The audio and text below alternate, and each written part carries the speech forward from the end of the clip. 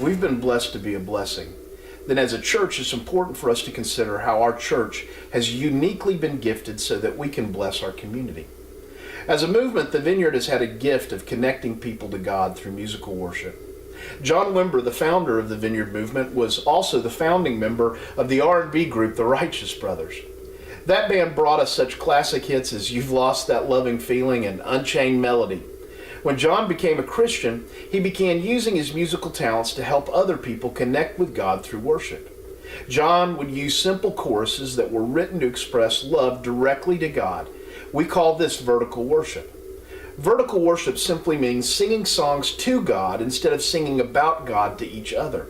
This type of worship, where we teach people how to sing directly to God, is our spiritual heritage.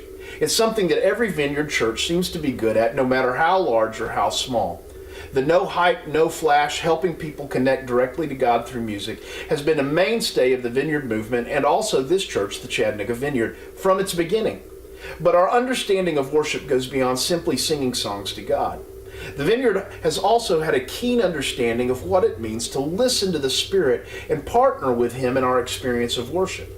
At the Vineyard, we're not trying to manufacture an experience. We're trying to build a connection between the worshiper and the Lord. For that reason, we are not overproduced or use a ton of lights. We aren't trying to hype anything up here.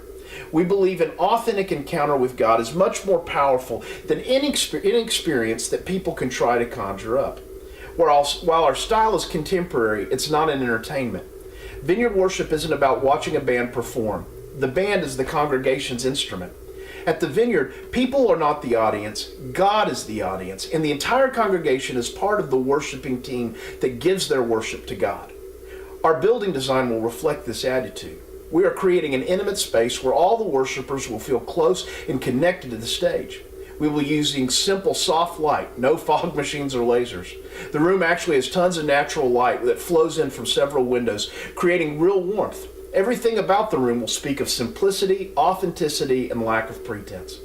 This worship space will also give us something we haven't had for 4 years, a place to practice. For 4 years, our worship team has come in before worship service, run through a set, and then had to be ready to go. This has made it impossible for us to develop musicians. Everyone who is on stage has had to be near a professional caliber. And now that we have this practice space, we will be able to develop musicians. We will be able to take folks who have a desire to learn how to worship and begin to progress them in their musicianship. And that's pretty exciting.